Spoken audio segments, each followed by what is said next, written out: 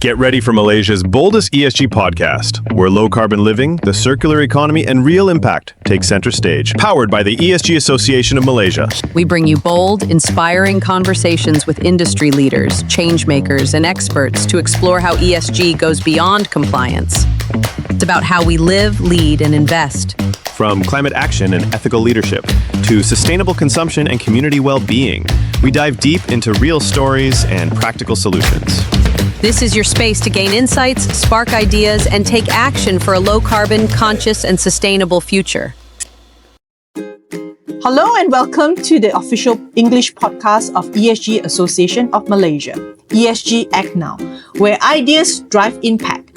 I'm your host, Rina Neoh, and I'm thrilled to take you on this journey of purpose, innovation, and sustainability.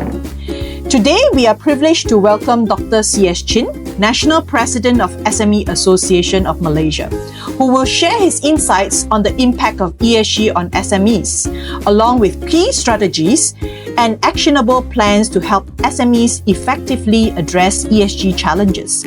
Dr. Chin, welcome to the show. To start, could you share the SME Association's key initiatives in advancing ESG among the small and medium enterprises? Share with us the challenges, the good things that is happening in Malaysia. Dr. Chin. Thank you, Rina. And thank you for the invitation to ESG Act Now. I think there's some program that you did will really beneficial to many of the SMEs. And hi, I'm C.S. Chin, and I'm currently the National President of the SME Association of Malaysia.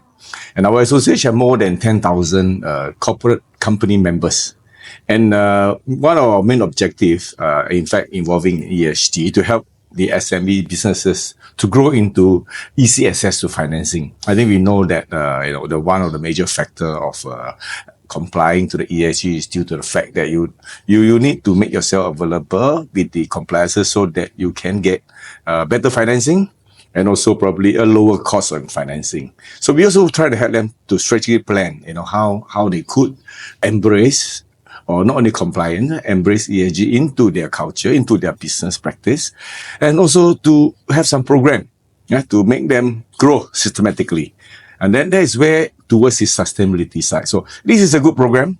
I think in a ESG space, you guys have done a good job, ESG Association Malaysia, and then we are really keen to work much closer between our association and ESG Association so that we can gradually achieve, the so-called green transformation, as well as to drive sustainability for the SMEs, which are facing a lot of issue and a lot of economy trouble. Everybody know the global economy not doing well. So with that, we really, looking forward to work very closely.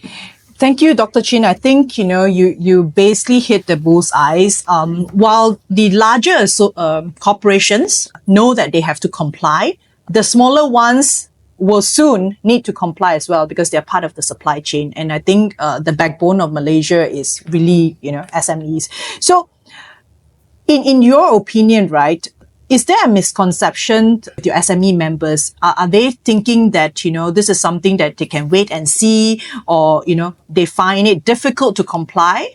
I know there's so many jargons, frameworks, and standards that could be confusing, but in your case, with your interaction with your members, what are the general, sentiment?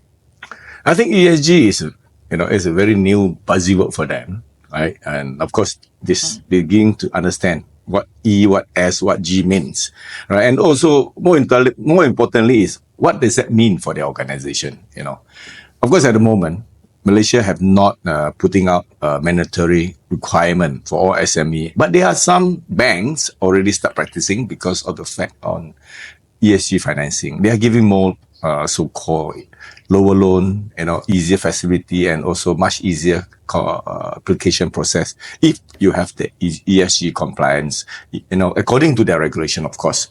But, in a way, how could we know what, as a business owner, how could we know what is really right for my business? Am I doing the right thing, embracing the right ESG? And we know that there are few, especially SMEs, they are in various sectors. We are manufacturing, we are transportation services. We are also involved with various other services like, retail F&B, retail trading, all sorts of things. They are classified as SME. So if you are involved, say, in the manufacturing, and also manufacturing, there's many types of manufacturing. You are food manufacturing, you probably a different regulation. You are in the plastic manufacturing, you have another set of difference. But in generally, we hope, that we can educate many of them. How could they really think of not only embracing, but in fact practice.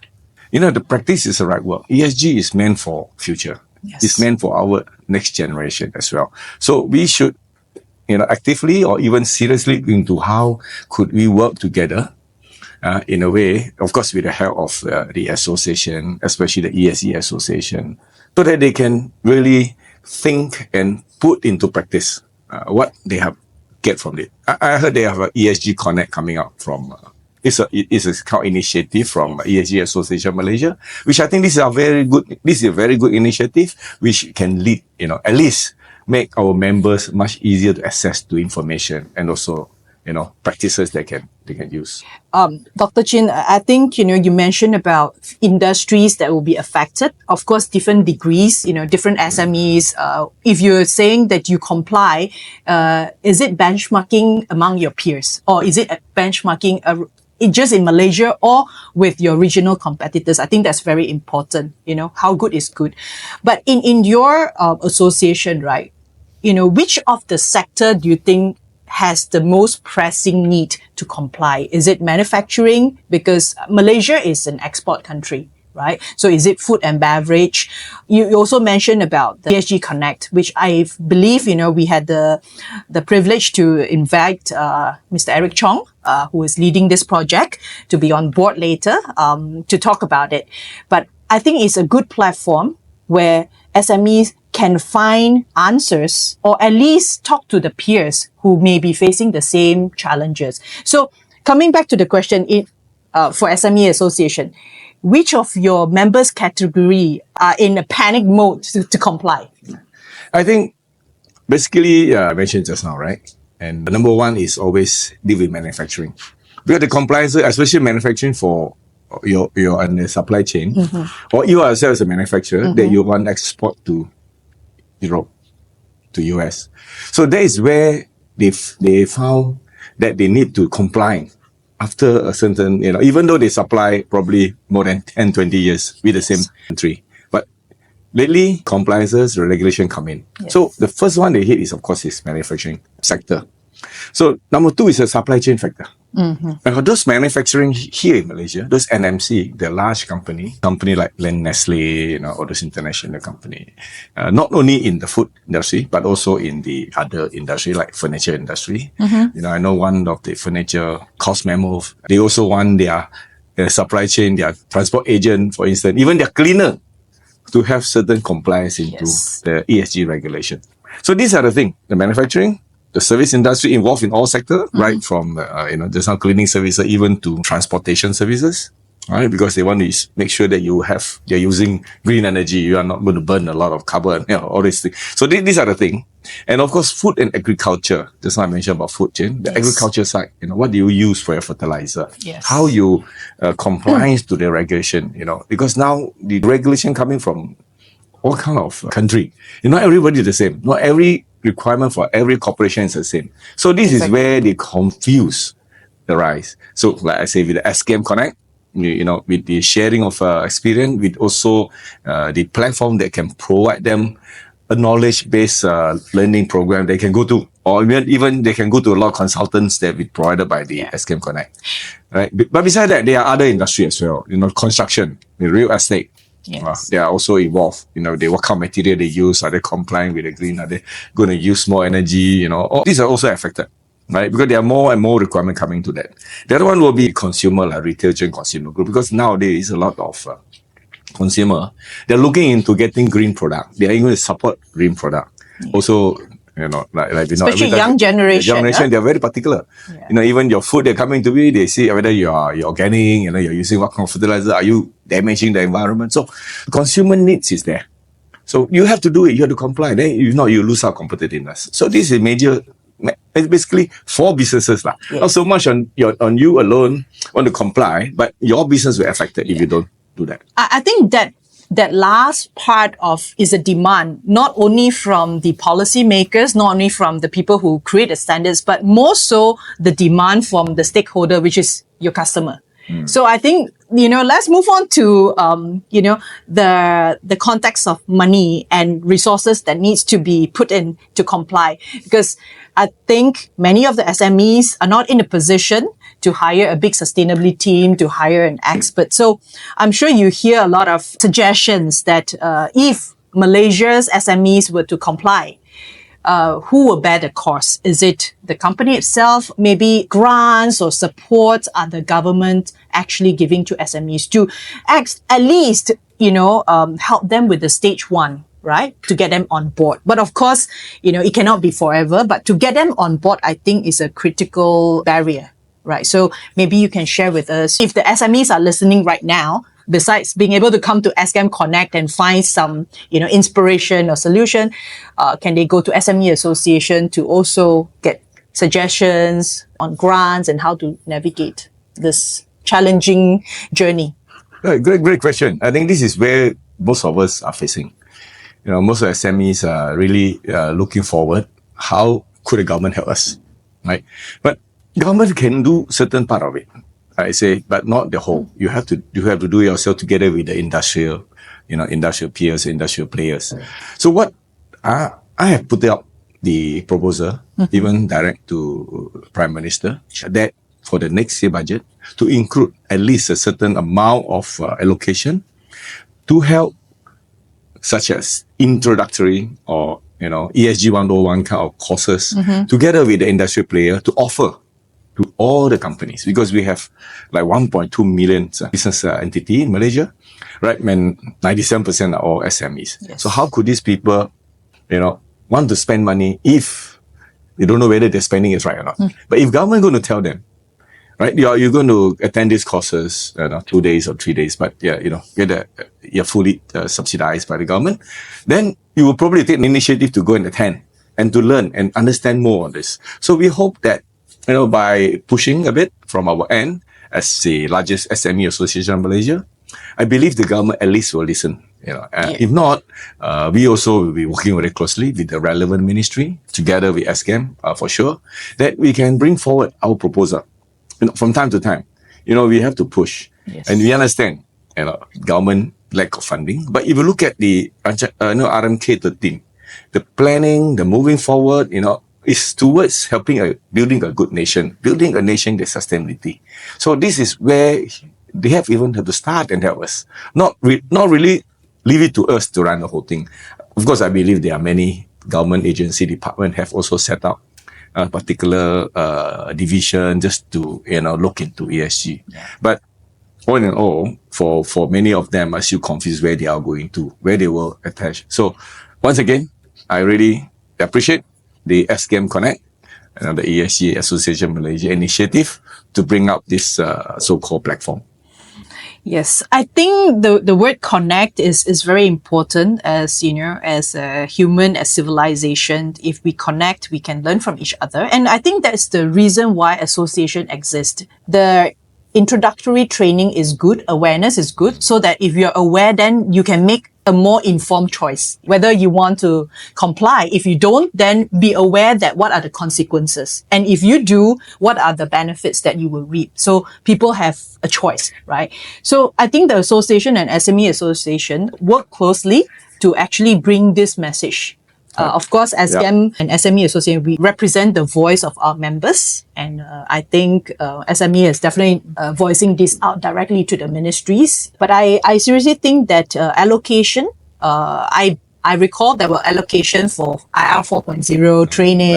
Right. But we are transforming. But I think now, what do we want the SME to transform to?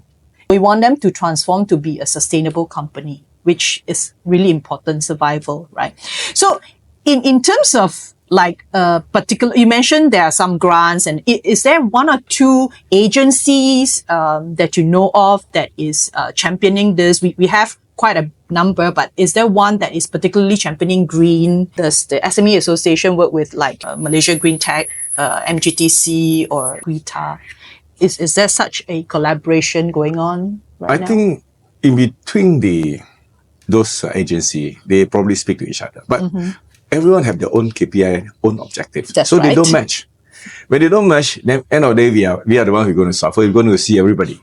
Right? We have MITI, we have SC, with the Bursa, then we also have there is MGTC and another agency, I think Shirin also is doing that. So those standard and everything come into play, that how could we really make use of this connection with them to help to close the gap so that every ministry understand what the industry want. So as an industrial association as well, I think as SGAM, we should work together. Right, and then probably have to have our own framework first, have our own thought of what we want to do for our members, for the SMEs people. Then we bring up to them because they are very particular. MITI are strictly on manufacturing, right? I see they're talking about banking, they're talking about carbon credit, they're talking about other stuff. So everyone have their own, their own objective and their own KPI. So it's hard to merge them all together. But I hope, if possible, there's a minister who directly, get involved and champion the ESG initiative. I think that's really true, because one leader who sort of really lead all the way to minimize the confusion of who to go to for what.